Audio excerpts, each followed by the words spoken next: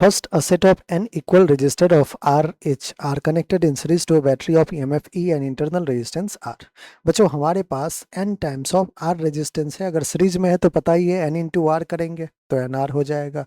इसको हमने क्या किया, एक बैटरी के साथ कनेक्ट किया है जिस बैटरी का इंटरनल रेजिस्टेंस भी R है और EMF कितना है, E है। जो करंट फ्लो हो रहा है बच्चों वो लेट से करंट में I1 कह देता हूँ इस केस में। सो I1 क्या हम फाइंड कर सकते हैं, बिल्कुल कर सकते हैं। I1 हो जाएगा potential difference E divided by, Ohm's law use करें, I equals to V by R, E divided by N R plus R. ये रहा बच्चों equation 1। Now come to second part. A current I is observe to flow. Okay, इस current को I कहा है, हमने भी I ले लिया कि करंट क्या है, I है। I की वैल्यू पता है बच्चों। Next, then n resistors are connected in parallel. अब बच्चों n रजिस्टर अगर पैरेलल में कनेक्ट किया है आपने, n रजिस्टर अगर आपने सेम वही R का n टाइम्स अगर पैरेलल में कनेक्ट किया है तो R इक्विवेलेंट तो बच्चों आप जानते हैं लिखना। कैसे लिखोगे, आप कहोगे सर R इक्विवेलेंट जब पैरेलल में n times of resistor equal resistance करते हैं तो R equivalent R by n हो जाता है। करंट कह रहा है कि it is observe that the current is increase 10 times. Let's say बच्चों इसमें जो करंट फ्लो कर रहा है उसको मैं आई डैश कह देता हूँ। I dash is 10 times of I, ये कहा है उसने खुद।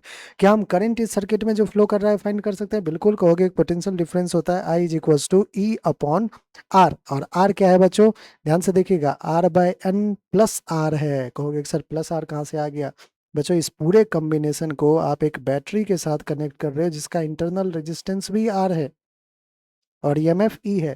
तो क्या आर अपॉन एन, तो ये पैरेलल वाले पार्ट का हुआ, और एक जो सीरीज में है आर उसके साथ ऐड करेंगे। I dash is equals to 10 terms of I. I की वैल्यू बच्चों यहाँ पे आपने फाइंड कर रखा है, कितना है, E upon N R plus R. क्या कैंसिल आउट हो रहा है बच्चों, ई ने ई को कैंसिल किया। आइए इसको सॉल्व कर ले। आर प्लस एन आर और एन ऊपर चला जाएगा, N upon R plus N R हो जाएगा। ठीक है बच्चों, एलसीएम ले लिया हमने।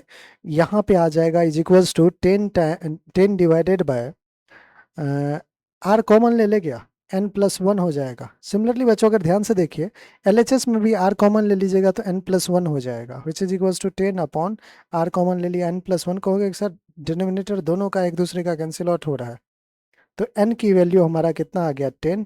एन की वैल्यू फाइंड करना था, व्हाट इज एन, एन की वैल्यू ऑफ कोर्स 10 आ चुका है। ऑलराइट बच्चों, तो ये न्यूमेरिकल इंटीजर टाइप प्रॉब्लम था जिसका आंसर है आपका 10।